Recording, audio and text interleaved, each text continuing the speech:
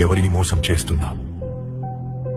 నాలుగు గోడల మధ్య నీవు చేసే చీకటి పనులు దేవుడు చూడలేదనుకుంటున్నావా? బయటకి భక్తుడిలా నటిస్తూ లోపల కుళ్ళిపోయిన శవంలా మారుతున్నావు. నీ అసలు స్వరూపం చూసి నీకైనా అసహ్యం వేయడం లేదా? విను, లేఖనం ఏం చెబుతుందో విను. కుక్క తాను కక్కిన దానికి తిరిగినట్లు మూర్ఖుడు తన మూర్ఖతను మరల చేయును.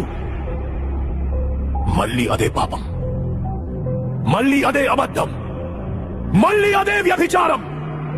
కక్కిన వాంతిని తినే కుక్కకి పదే పదే పాపం చేసే నీకు తేడా ఏముంది? నువ్వు మనిషివా లేక ఆత్మ చచ్చిపోయిన మృగానివా? నువ్వు చచ్చిపోతున్నావు.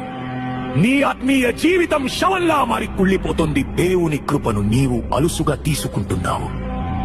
ఆయన ప్రేమిస్తాడు నిజమే, కానీ నీ పాపాన్ని ఆయన సహించడు.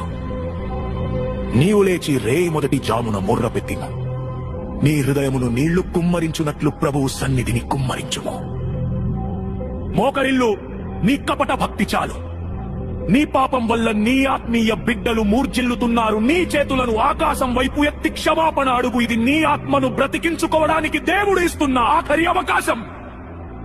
శరీరం బలహీనంగా ఉందని సాకులు చెప్పకు. నీ శరీరం ముసలిదవుతుందేమో కాని నీ లోపల చచ్చిపోతున్న ఆత్మ సంగతేంటి?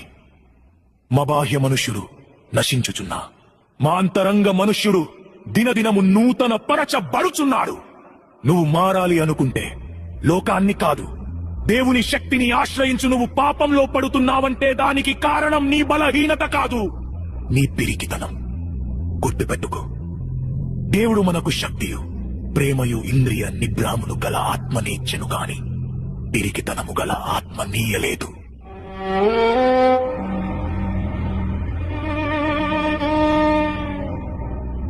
నీకు దేవుడిచ్చింది సైతానును ఎదిరించే శక్తి,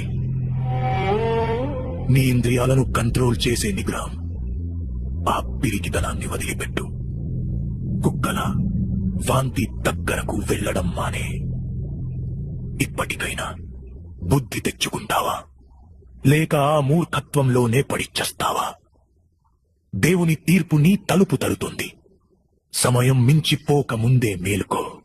జాగ్రత్త.